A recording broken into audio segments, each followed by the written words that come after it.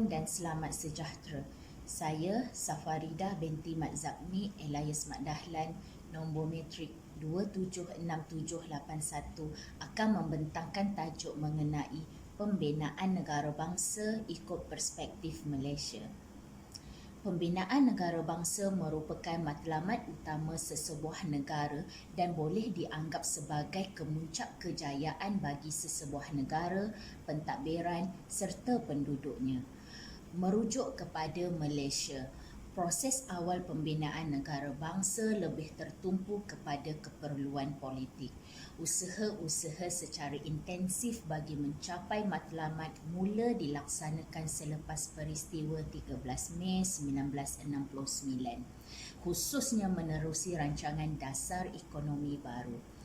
Matlamat lebih jelas pula hanya muncul ikuran pengenalan wawasan 2020 yang menekankan terhadap keperluan wujudnya bangsa Malaysia yang mantap oleh Tun Dr. Mahathir Mohamad pada tahun 1991.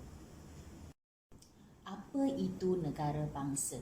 Iaitu negara berdaulat yang didiami oleh satu bangsa dan mempunyai elemen penting dalam kewujudan sesebuah negara, iaitu penduduk, sempadan, kerajaan dan kedaulatan.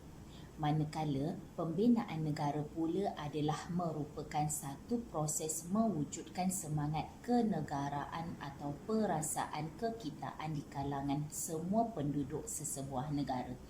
Ia bererti mewujudkan sentimen satu bangsa dan satu negara serta melahirkan kepribadian bangsa.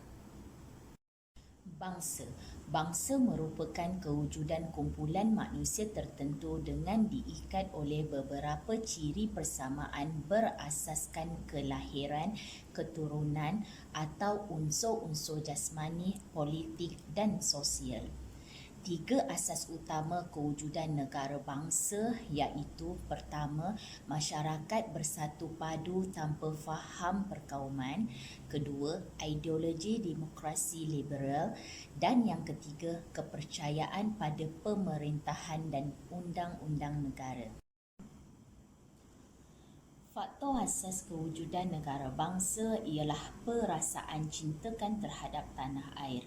Lanjutan daripada perasaan tersebut, wujudlah kasih serta kesedaran seseorang terhadap kewarganegaraannya. Selain itu, proses dalam pengukuhan perpaduan dan penyatuan masyarakat dapat menghilangkan perasaan perkauman atau apa jua fahaman kebangsaan yang sempit. Faktor penggalakan kewujudan negara bangsa ada dua, iaitu nationality dan demokrasi. Nationality ialah kewarganegaraan yang mewujudkan satu bentuk identiti kepada semua rakyat. Contohnya, kad pengenalan. Ia mempunyai konsep pemilikan nilai bersama yang menjadi asas penyatuan. Kedua, demokrasi, iaitu pemberian hak kepada semua warga negara berkongsi ideologi yang satu dalam memilih pemerintah. Antara fokus dan strategi untuk pembinaan negara bangsa adalah memperkasakan bahasa kebangsaan. Selain itu, memantapkan perpaduan negara dan integrasi nasional. Memupuk kecintaan terhadap seni, warisan dan budaya bangsa serta membina jati diri dan semangat patriotik dalam diri individu. Kesimpulannya, membina sebuah negara bangsa yang sempurna bukanlah tugas mudah, apatah lagi bagi sebuah negara seperti Malaysia yang mempunyai pelbagai kaum serta etnik dari latar sejarah, bahasa dan budaya yang berbeza, serta diperkukuhkan pula oleh sentimen warisan yang menyumbang kepada munculnya persoalan dan masalah yang kompleks.